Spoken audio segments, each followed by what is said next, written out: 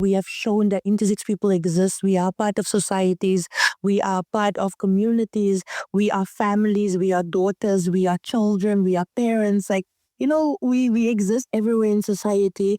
And I think now my hope for the future is us using this visibility as positivity and as power to continue until all intersex people are free.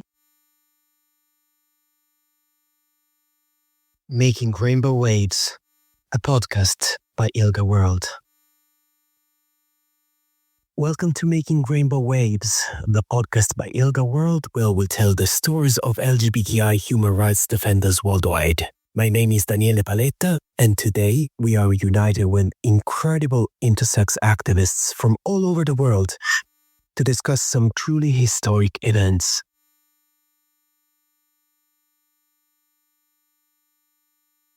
In September 2025, the Office of the High Commissioner for Human Rights at the United Nations presented its first ever report on discriminatory laws and policies, violence, and harmful practices against intersex persons. Now you may wonder, why is the report such a big deal? Well, because over 190 organizations and activists, including intersex people worldwide, contributed to it. And this means that intersex voices are now on official United Nations records in a report. States will no longer be able to ignore the realities they describe and must begin to rectify historic injustices.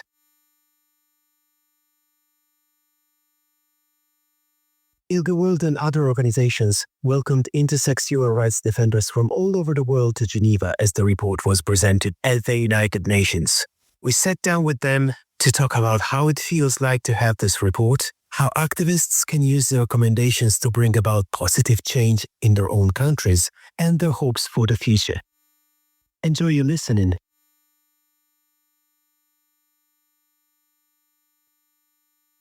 Hello, everyone. My name is Eva Papadakis.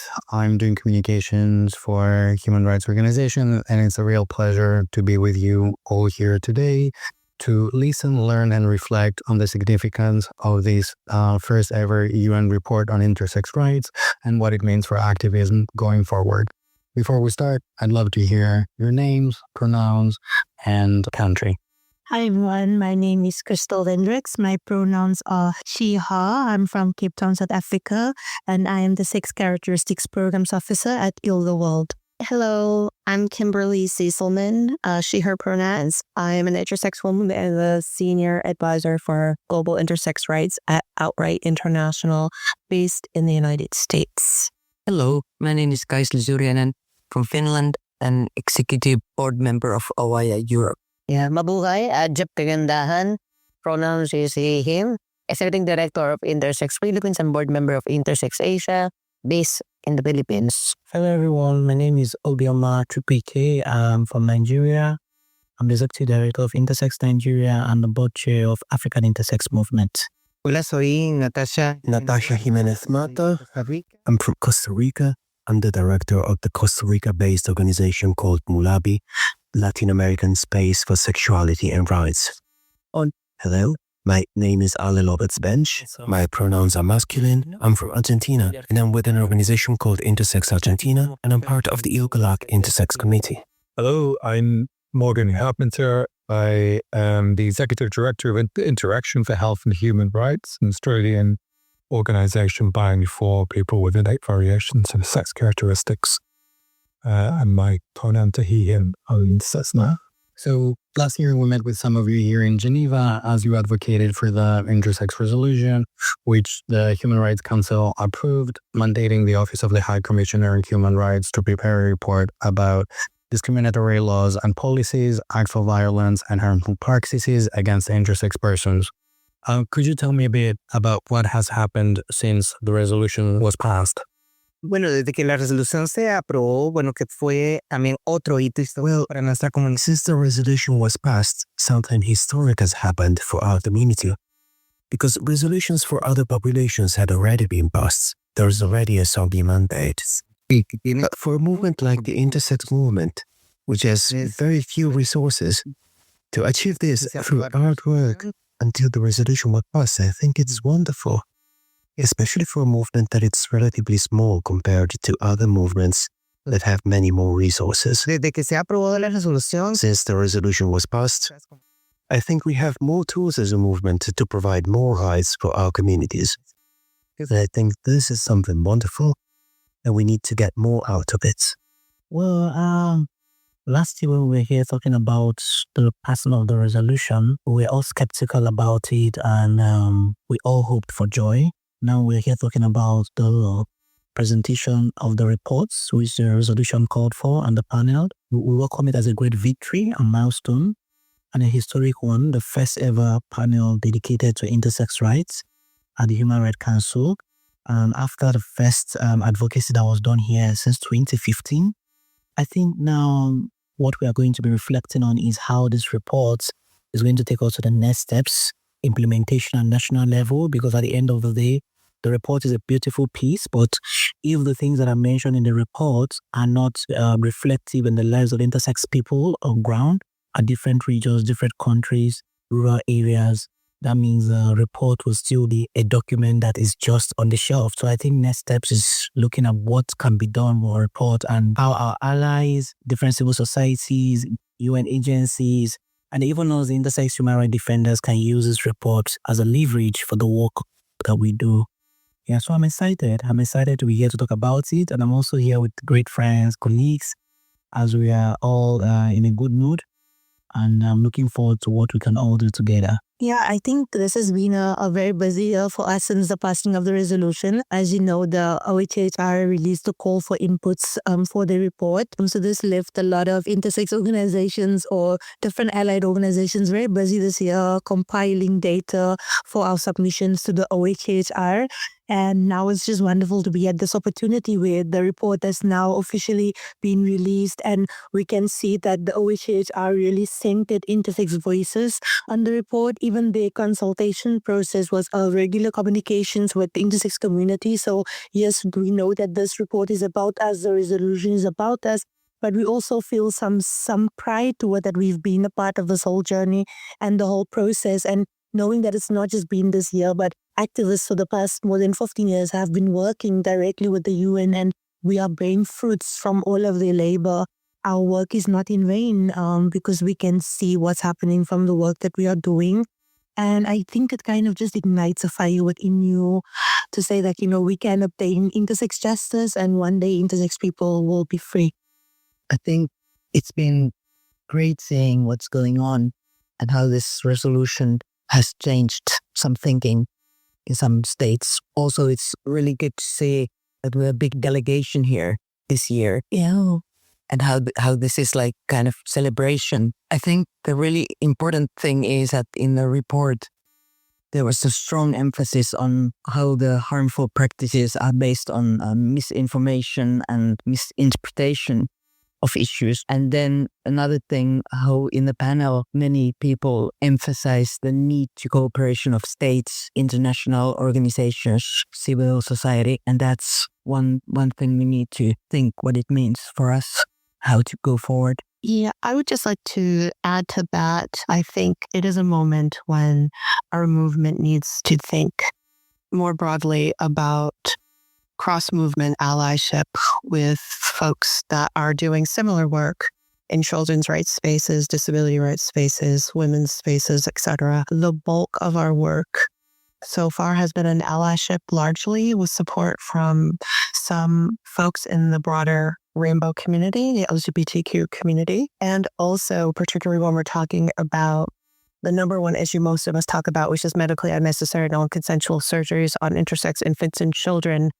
We really are talking about a children's rights issue. I think this report and the work that's gone on for the last 10 plus years by many people included who are not on this podcast right now, should be celebrated. And also we need to broaden our circle of friends and activists and bring them into the fold as we move forward to keep the momentum going. I think this week has also been a really important opportunity to meet together, celebrate a win, difficult times, when there is a shift, a lurch to the right and to the far right in many countries.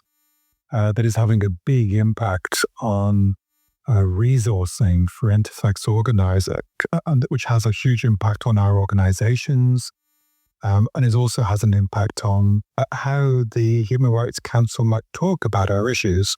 So it's a win in this context, and a moment where so many states and civil society organizations have made statements that really go to the heart of some of the healthcare and human rights issues that we face is really important. But taking stock is also a chance for us to talk about where we go from here in this radically different, difficult time. I think I really hear the importance of togetherness and cooperation on so many different levels from all of you, and just also witnessing you these past few days all together has been very inspiring. Could you tell me a bit about how it feels to now finally, after all this hard work you all put into it, how does it feel to finally have this report out? Yeah, I feel a deep sense of pride and validation seeing the OHCHR resolution, the bipartisan report presented to the Human Rights Council. It is a powerful acknowledgement of the struggles and resilience of the intersex community worldwide, because for years, intersex activists fought for recognitions for our basic human rights to be respected and for the eradication of the harmful practices. These reports mark a significant step forward in our collective journey towards dignity, justice, and equality. But it's bittersweet, though, because while it's a major victory, it also underscores the long road ahead. The work is far from done, but this report provides a global platform for our voices, giving us hope that the world is beginning to understand that our humanity should not be defined by societal norms. And this presentation is a victory not just for us as individuals, but for the whole movement. It signals that the international community is listening and that change is not just possible, it's happening. Wow. That's amazing, Jeff. It feels good. I think sitting in the room yesterday and listening to all the interventions, which were all positive from states, from UN agencies, from allies, different organizations, and also to witness, I think, more than 5 intersex people make an oral statement in a room at the same time. It's so historic. I've never seen that in my entire life, and I hope this is something that's gonna continue. I'm excited because I see that as intersex people, we are changing the narrative and we are ensuring, as the goal for the SDGs is to leave no one behind, and we are making sure that we are not being left behind, and we are standing at the forefront for intersex rights. So it's a very happy moment, and it's a moment to just do some introspection and take a bit of stock. But also, as Jeff said, it's also knowing that, though this work has begun many years ago, but there's still a long journey ahead of all of us to do this work. But in this moment, very excited, very happy, and just having this feeling of intersex joy, intersex joy. Como bien dice Crystal, es un momento muy feliz para la comunidad intersex. As Crystal rightly says, this is a very happy moment for the intersex community. It is a time to celebrate. But this should not stop us from continuing to fight, because this is just one of many steps. We must keep moving forward, we must keep working, so that in these difficult times when there is a culture of undermining the rights of other populations, this does not set us back. So let's celebrate now, but we must keep in mind that we must continue working so that our rights are not lost and that we gain even more. First of all, I feel very happy because when you're working on something and you see positive outcomes, for me, it makes you feel happy. Even though we have not achieved what we want as a movement, but we are getting there. There's one step at a time. And of course, advocacy takes time. We all know that. But one thing that I'm happy about is the visibility that it's getting at the UN, which is very important. I know most people say, UN is not a concrete law. It's a soft law that is not binding, but it puts pressure on member states to see and recognize the importance of what the issues are. And I also feel that it also gives us a glimpse of hope that more can be achieved if we keep pushing. So it's not just about us sitting down here, but also about the intersex human rights activists and defenders who are back at home doing the work. When they see the outcome of what is happening here, they also believe that there's light at the end of the tunnel. Because most times what we hear from them is, oh, we don't know what is going to happen. We don't even know if anybody's going to take us serious, but we just need to keep pushing. And, this week is a testament of that. So I feel so happy, and it gives me more strength to keep moving. For people that might be listening to our podcast now but have not read the report, would you be able to share with them, like in a one or short sentence, what's the biggest takeaway for you from this report? Joy. I think the biggest takeaway for me is that the acknowledgement that human rights is not separate from intersex rights, and intersex rights are human rights, and intersex people deserve to live a life, with dignity, free from harm. We deserve to live a life where we have self-determination and bodily autonomy, where we can make decisions about our body, whether it comes to our health, whether it comes to making decisions around our education, our involvement in sports, our socioeconomic development, everything. That power needs to reside with us. And a lot of the harm that intersex people go through stems from harmful medical interventions. A lot of the discrimination that we face in our lives is because of our parents were either coerced into making a decision around surgery, or even an intersex child or parent was misinformed about their child's body. And this doesn't end, in that medical settings. After that medical settings, there's many challenges that I myself as an intersex person face, and so many intersex people faces across the world. And I think if we can get intersex people protected within medical settings, it will set up intersex people for success, for a full future, to know that they deserve a life free from harm and free from discrimination. And I think this report talks about that. It centers intersex voices, and it talks about that intersex people are human just like everybody else, and we need to be afforded the same human rights as every other human on this planet. Not speaking as an intersex activist now, but as an intersex person, one thing that report has done is to validate all we have been saying over the years, that this is true, because most times people think that what we are talking about is impossible. People have also said to me in my face that it's not possible for a human being to have intersex variations. How possible is that? Or with that report, it shows that all we have been saying at different regions, at every level, is actually true. Unfortunately, it had to take a UN to bring it out for people to see that it's true, but it also shows that when a group of people are talking about their issues, it's important that countries listen, it's important that their agencies back at home listen to what they are sharing, and also work with them to see how they can put a stop to that violence, a stop to that harmful practice, a stop to whatever discrimination or stigma that they are talking about.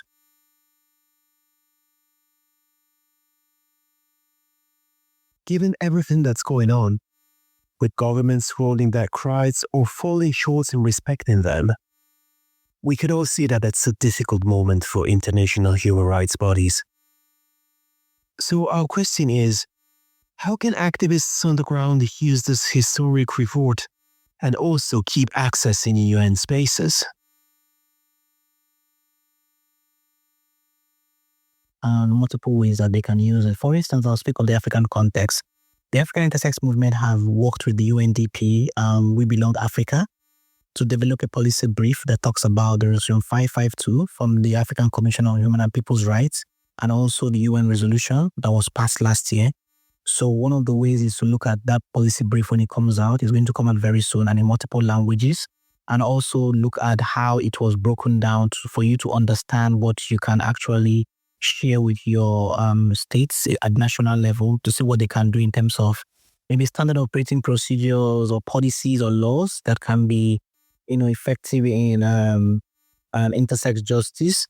Another thing that the report can do now is to also help you to compare what the context looks like, and also channel in terms of working with different maybe treaty bodies, special rapporteurs to drop what they call it report, when they call for reports, maybe on violence against women and girls or people with disability, on torture. You can, send in some reports with that. And a UN mechanism is broad and it's complex. I understand not everyone understands it. What you can also do is to reach out to other intersex groups, maybe in your region or in your country, to collaborate, to see who understands what best, and all of you can put heads together and see how you can reach out to your country office, Ministry of Health, National Commission, or anybody that works in your country that supports human rights.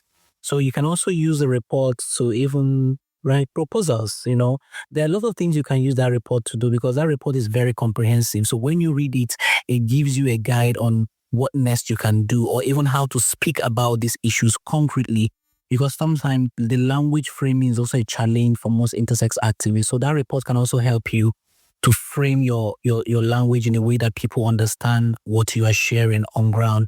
You can also use a report to also make simple messages, online information, education, and communication messages for your social media platforms that people can also understand, because a lot of people might not want to read the whole report.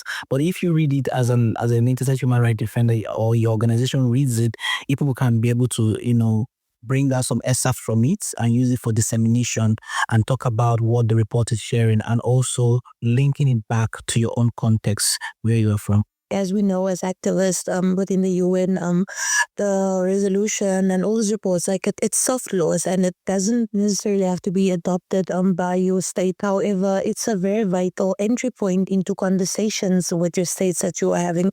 A lot of our states has ratified a lot of treaties within the UN. In that way, we could keep them accountable. That, as Kimberly mentioned earlier, that intersex children facing intersex genital mutilation, this is the issue around children's rights. Yesterday, the Rapporteur on Health mentioned that children are being forcibly sterilized, and a lot of our countries has anti-sterilization acts when it comes to children. So it's just, there's a lot of avenues and conversations that you can use with the report, and a lot of different angles, especially when it comes to rights of children, rights of women, rights of girls, right to partake in sports, different things that you can do. And you shouldn't see it that but this doesn't have to be adopted by my state. So, what power does it have? It has a lot of power, because a lot of our states also come to the UN, to get reviewed and what they are doing in their country, not even in the human rights space only, but also within the development space. And I think in the past, many reports from the OHHR, for me in South Africa, was an opportunity to speak with my Department of Health, with my Department of Justice, and I can quote the report, and I can quote the recommendations, and then it becomes so important, and it just adds more power to your advocacy. And, advocacy looks different for everybody, but I do see that as intersex people having this resolution and having this report, and also many other reports that has been done by the OHHR before this, it's an important tool for us to keep our states accountable, but also to strengthen our own national, regional, and global advocacy. Now we're moving on to the last question. What are your hopes for the future after this report launch? I guess my hope for the future after this report is an acceleration in awareness raising around the intersex community and our key issues, and also an increase in outrage over the discrimination and violence that so many of us have experienced and continue to experience in different ways across the globe. Again, a call for a broader group of allies, more resources, more funding needed for our global movement that has made quite a great deal of progress in a short period of time, particularly given the diminished resources that we have been working with.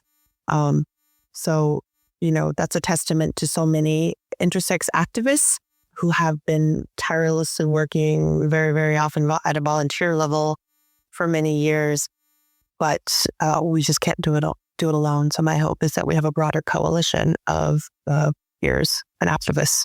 I completely agree with Kimberly here. And I think that we've, as a movement, been able to secure some really important benchmarks and reports which really set out how the human rights system and the norms and principles in the human rights system can and should be applied to our situation.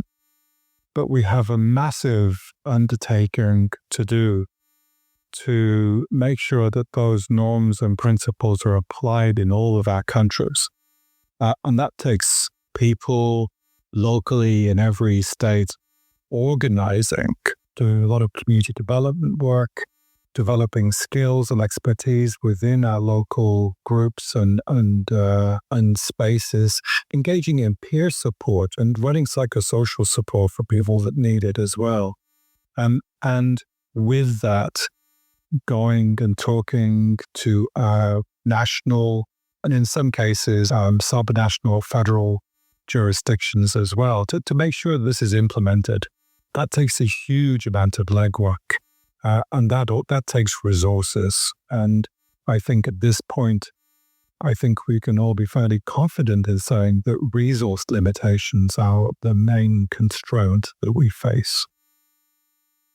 Yeah, thank you, Morgan. And I think for me, my hopes for the future is that I think about 9 years ago when I started like doing intersex advocacy, when I found out I was intersex, I used to Google a lot and I used to always see these little posters that says the I in the LGBTI is not for invisible, it's for intersex. And at that time, I didn't understand it because I was obviously not working in this movement at all. And then when I came to the movement around 2016, I saw like the invisibility of intersex people's issues. I saw intersex people being erased out of conversations. I saw like how people would sensationalize our stories, how they just want to speak about our genitals and they don't want to speak about us as intersex people, but they want to find sensation in our story. And I think my hope for the future now is with all of this visibility, that it will be used in a sense of as a tool of power. Because I know with visibility comes a lot of things, right? There's also a lot of harm with visibility. There's also a lot of discomfort. There's also a lot of discrimination with being visible. But I think with this visibility within the UN, I think there's, I don't know, like in Africa, we always had this thing of where intersex people would see it as a myth, that, intersex people don't really exist. But now we have shown that intersex people exist. We are part of societies. We are part of communities. We are families. We are daughters. We are children. We are parents. Like, we exist everywhere in society. And I think now my hope for the future is us using this visibility as positivity and as power to continue until all intersex people are free. Yeah. I think those words are so powerful, Crystal, and thank you for articulating that. I think for me, I completely see it as well, this notion that intersex people are invisible. It seems like we often are invisible. But I think it's more than that. I think there's something else that's often true as well. And that's that intersex is usually treated as a tool in the armor or the toolbox of people working on other issues. And particularly every debate out in the world right now about biological sex is talking about bodies in ways that are often incredibly reductive and simplistic, talking about models of sex determination that are only representations of the real world and don't respect or reflect the true diversity of bodies and traits that exist in the real world, because they're models, are representations, they're not reality. And often people talk about intersex as part of a debate about the rights of women and the rights of trans people, and we're just a battering ram with very simplistic arguments on both sides of that debate, which can be really harmful and can really alienate a lot of people with intersex variations in our communities. So there is actually some direct harm, I think, from the ways that people talk about who we are, and not just talk about who we are, but talk about how we should be, how we should be treated. And those are often, again, ideas or models or norms that don't actually have any grounding in what actually happens to us. And this report is a way of bringing that debate back to talk about the human rights of the people in our population, in our own right.